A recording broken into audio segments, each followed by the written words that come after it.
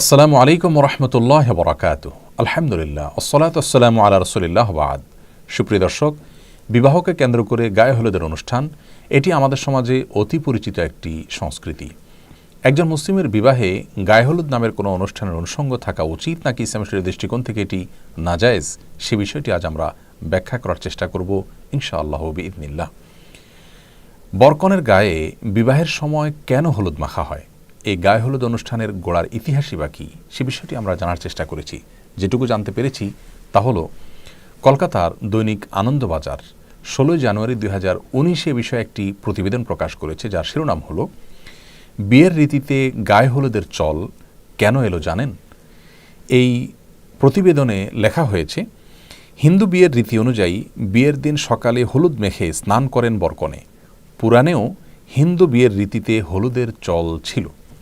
এই প্রতিবেদনে আরও লেখা হয়েছে, পুরাণ ও শাস্ত্রবিদ পূর্বা সেন গুপ্তা তিনি বলেছেন, এটা বৈদিক আচরণ নয়, বেশ কিছু উপকারী দিকের কথা ভেবেই হলুদকে প্রাচীনকাল থেকেই বিবাহের অন্যতম উপকরণ হিসাবে মেনে চলেছি আমরা। অর্থাৎ হিন্দু ধর্মে বা হিন্দু সমাজে এটিকে অনেক উপকারী দিক মাথায় রেখে দীর্ঘদিন থেকে পালন করে আসছে মানুষ। এ বিষয়ে বাংলাপিডিয়া বলছে, বৈদিক যুগ থেকে ভারতীয় হিন্দু সমাজে গাত্রহরিদ্রা বা অধিবাস বিয়ের অনুষ্ঠানে অবশ্য পালনীয় শাস্ত্রাচার ও লোকাচার হিসাবে পালিত হয়ে এসেছে। বরকনের দাম্পত্য জীবনকে যে কোনো ধরনের অকল্যাণ ও অপশক্তির অনিষ্ট থেকে মুক্ত রাখার কামনা থেকেই এসব লোকাচার পালন করা হয়। এটি মূলত একটি মাঙ্গলিক অনুষ্ঠান।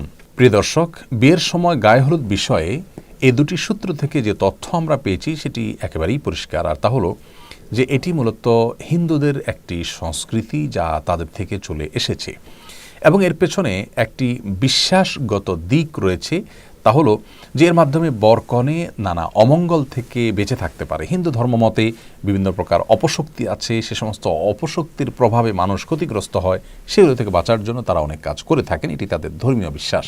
কিন্তু একজন মুসলিম কোন অবস্থাতে এ ধরনের কোনো অপশক্তিতে বিশ্বাস করবার কোনো সুযোগ নেই। ইসলামে এ ধরনের কোনো অপশক্তির কোনো স্থান নেই।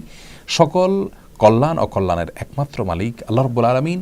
আল্লাহর কাছে আশ্রয় চাওয়া ছাড়া এ জাতীয় কোনো বস্তু বা কোনো সংস্কৃতি, কোনো কালচার, এগুলোর মাধ্যমে একজন মুসলিম কোনো অবস্থাতেই কোনো তথাকথিত অপশক্তি থেকে বাঁচার চেষ্টা করার কোনো সুযোগ ইসলামে নেই।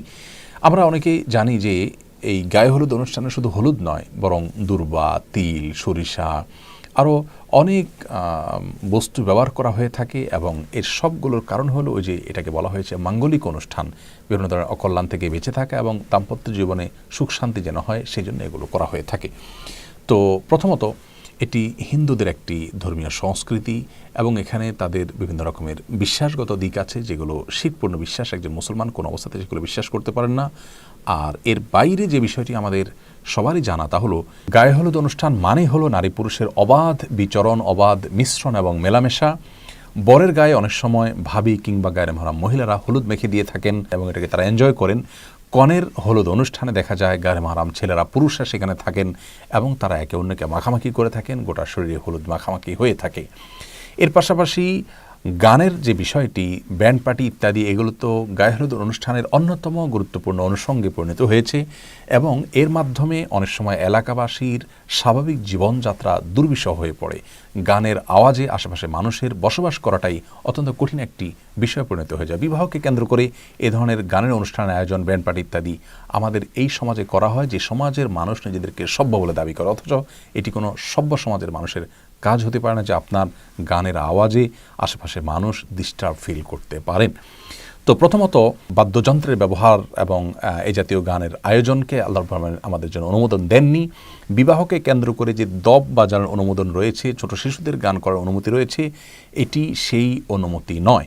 অর্থাৎ এই ব্যান্ড পার্টি করা এবং বড়রা নাচানাচি করা এবং সেখানে আপনার নানা রকমের মিউজিক্যাল ইনস্ট্রুমেন্ট ব্যবহার করা, এটি ইসলাম শরীয়তের দৃষ্টিকোণ থেকে কোনো অবস্থাতে জায়েজ নয়। সেই সাথে আপনার নারী পুরুষের যে অবাধ মেলামেশার বিষয়টি রয়েছে সেটি তো আছেই, আর তার চাইতেও বড় হলো যেখানে হিন্দু আইনে বিশ্বাস রয়েছে যার সঙ্গে একজন মুসলমান কখনো একাত্ম হতে পারেন না।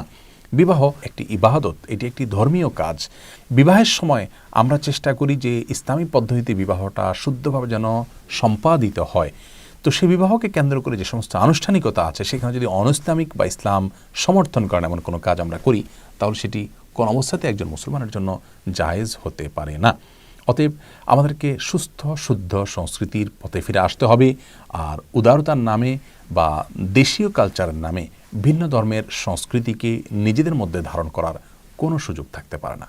আল্লাহ তাআলা আমাদের সকলকে বিষয়গুলো উপলব্ধি করার তৌফিক দান করুন। আসসালামু আলাইকুম রহমতুল্লাহ ওয়া বারাকাতুহু।